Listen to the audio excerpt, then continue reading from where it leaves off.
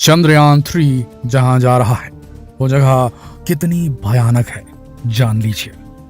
14 जुलाई 2023, समय 2:35। यह समय भारत के इतिहास का वो स्वर्णिम पल बनने जा रहा है जब भारत का चंद्रयान-3 चांद की सतह को छूने के लिए अपने मिशन को पूरा करने के लिए उड़ान भरेगा। लेकिन अभी भी लोगों के दिमाग में चंद्रयान-2 के लैंडर के चांद की सतह से कुछ ही दूरी पर क्रैश करने की तस्वीरें ताजा हैं उनके दिमाग में। और इस बार फिर चंद्रयान-3 चांद के डार्क साइड पर लैंड करने की कोशिश करेगा जहां चंद्रयान-2 क्रैश हुआ था। आखिर ये जगह इतनी खतरनाक क्यों है और क्यों बार बार भारत इसी जगह पर लैंड करने की कोशिश कर रहा है? आज के वीडियो में हम आपके इसी सवाल का जवाब लेकर आए हैं और साथ ही जानेंगे चांद की पूरी कहानी। तो बस बने रहिए वीडियो के अंत तक।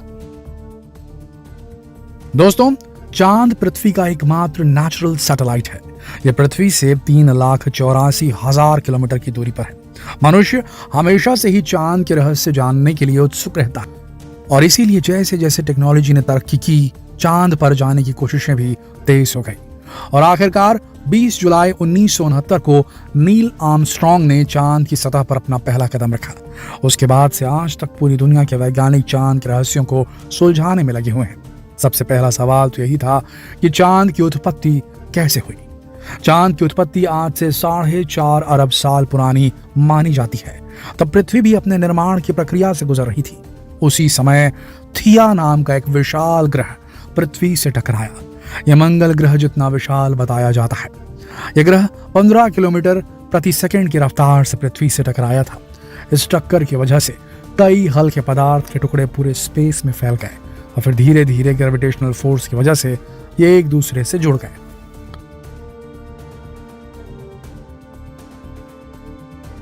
आगे चलकर यही पिंड हमारा चांद बन गया।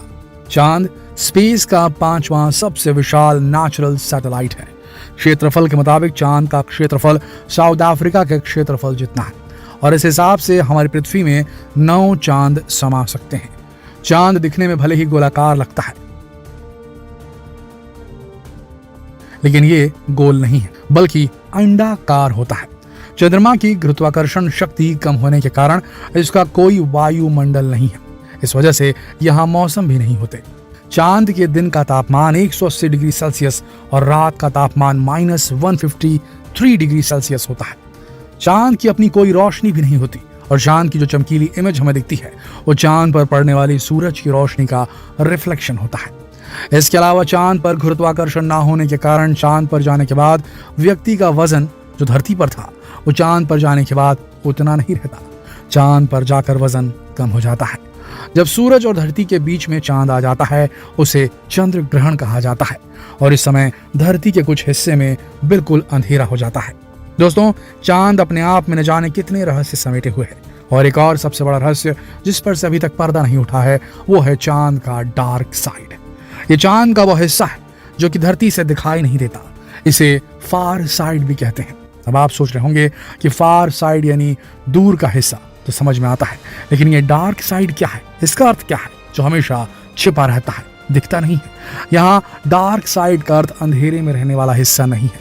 हकीकत तो यह है कि इस हिस्से में भी कुछ समय तक सूर्य की रोशनी पहुंचती है और उसी तरह से पहुंचती है जैसे आगे के हिस्से में पहुंचती है। लेकिन ये दिखता क्यों नहीं? चांद के इस हिस्से की पृथ्वी से दिखाई ना देने की वजह चंद्रमा की अपनी धुरी पर घूर्णन और पृथ्वी की परिक्रमा से जुड़ी है। दरअसल चंद्रमा पृथ्वी से ज्वरीय बल यानी टाइडल फोर्स के जरिए बंधी है और ये एक बहुत ही खास तरह का बंधन है। यानी जितना समय चंद्रमा को खुद की धुरी पर घूमने में लगता है उतना ही समय में वो पृथ्वी का चक्कर पूरा कर लेता है। इसका नतीजा होता है कि उसका एक ही हिस्सा हमेशा पृथ्वी के सामने रहता है और एक हिस्सा हमेशा छिपा रहता है। इस जगह पर कई ऐसे क्रेटर भी हैं जहां कभी सूरज की रोशनी पहुंची ही नहीं। यहाँ की जमीन काफी उबड़ खाबड़ बताई जाती है। सन 1959 में सोवियत स्पेसक्राफ्ट लूना 3 ने पहली बार चांद के डार्क साइड की पिक्चर्स ली थी। लेकिन जब वैज्ञानिकों ने इन पिक्चर्स को देखा तो वो चौंक गए क्योंकि चंद्रमा का ये एरिया उसके दूसरी साइड से बिल्कुल अलग था। यहाँ बड़े बड़े क्रेटर यानी गड्ढे थे, लेकिन यहाँ की सतह का रंग काफी अलग था, जबकि सतह पर कहीं भी लावा के निशान मौजूद नहीं थे। इसका मतलब कि सतह के अंदर का लावा यहाँ बाहर नहीं आ रहा, वैज्ञानिकों के अनुसार इसका कारण नॉर्थ पोल और साउथ पोल यानी कि डार्क साइड की मोटाई यानी थिकनेस है। अब क्योंकि चांद की डार्क साइड की सतह की ऊपरी परत काफी मोटी है, इस वजह से लावा बाहर नहीं आ पाता, जबकि नॉर्थ पोल की सतह काफी पतली है, जिस वजह से वहां लावा बाहर आ जाता है। नासा के मिशन से बात साफ हो चुकी है कि चांद के साउथ पोल की क्रस्ट यानी धरती की सबसे ऊपरी सतह नॉर्थ पोल के क्रस्ट से 30 मील मोटी है। और ये वैज्ञानिकों के लिए एक बहुत बड़ा सवाल था कि आखिर ऐसा क्यों है।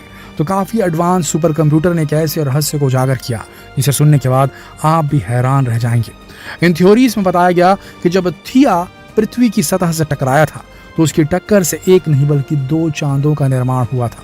यानी कि आज से 4.5 बिलियन साल पहले रात के आसमान में 2 चंद्रमा हुआ करते थे। समय के साथ ये दोनों चांद एक दूसरे के पास आते गए और एक दिन दोनों एक दूसरे में समा गए, और जो छोटा वाला चांद था वो चंद्रमा के फार साइड यानी डार्क साइड से मिल गया, जिस वजह से यहाँ की सतह की चौड़ाई ज्यादा हो गई। चांद के इस हिस्से पर बताया जाता है भयंकर आंधियां चलती हैं, यहाँ बहुत गहरे क्रेटर हैं और यहाँ की सतह पूरी तरह ऊबड़ खाबड़ है। तापमान भी काफी कम रहता है, इस वजह से यहाँ किसी भी स्पेसक्राफ्ट की सॉफ्ट लैंडिंग आसान नहीं होती।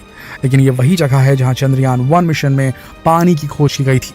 असल में यहाँ तापमान काफी कम होता है, इसलिए यहाँ बर्फ मिलने की संभावना भी ज्यादा है।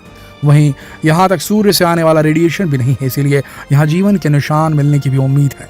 और इस जगह को ज्यादा एक्सप्लोर भी नहीं किया गया, और इसीलिए भारत बार बार इसी जगह उतरने की कोशिश करता है। चंद्रयान 2 में इसी जगह उतरते समय किसी सॉफ्टवेयर ग्लिच की वजह से लैंडर ने चांद की सतह पर क्रैश लैंडिंग की थी, और अब भारत एक बार फिर चंद्रमा के डार्क साइड पर लैंड करने के लिए तैयार है। भारत ने इस बार अपनी पुरानी गलतियों से भी सबक लिया है, और इस बार पूरी तैयारी के साथ भारत चंद्रयान 3 को चांद की सतह पर भेजने के लिए पूरी तरह तैयार है। इस बार चंद्रयान 3 में एडवांस लेजर और कैमरास का इस्तेमाल किया गया ताकि ये चांद की उबड़ खाबड़ सतह में समतल जगह ढूंढकर सॉफ्ट लैंडिंग कर सकेगा। चंद्रयान 2 में लैंडर, रोवर और ऑर्बिटर था, जबकि चंद्रयान 3 में ऑर्बिटर के बजाय स्वदेशी प्रोपल्शन मॉड्यूल लगाया गया। जरूरत पड़ने पर चंद्रयान 2 के ऑर्बिटर की मदद ली जाएगी। प्रोपल्शन मॉड्यूल चंद्रयान 3 के लैंडर रोवर को चंद्रमा की सतह पर छोड़कर चांद की कक्षा में 100 किलोमीटर ऊपर चक्कर लगाता रहेगा। ये कम्युनिकेशन का काम करेगा, जो कि चांद के रोवर से डेटा कलेक्ट करके इसरो तक धरती पर पहुंचाएगा। इसरो ने चंद्रयान 3 मिशन की लॉन्चिंग के लिए पूरी तैयारी कर ली है। इसका 24 घंटे का लॉन्च रिहर्सल पूरा कर लिया गया है। 13 जुलाई से इस मिशन का काउंटडाउन शुरू हो चुका है। मिशन को आंध्र प्रदेश के श्रीहरिकोटा से शुक्रवार 14 जुलाई को प्रक्षेपण यान मार्क 3 LVM-3 से दोपहर 2:35 पर लॉन्च करने की योजना है। दोस्तों, हमें पूरी उम्मीद है कि इस बार हम चांद पर सफलतापूर्वक पहुंचकर पूरी दुनिया को साबित कर देंगे कि हम किसी से कम नहीं हैं। ये जानकारी आपको कैसी लगी कमेंट सेक्शन में जरूर बताएं, और जितना हो सके इस वीडियो को शेयर करें फेसबुक पर, व्हाट्सएप पर, यूट्यूब पर। जल्द मिलते हैं आपसे अगली वीडियो में, तब तक के लिए आप सबका इस वीडियो के अंत तक बने रहने के लिए दिल से धन्यवाद।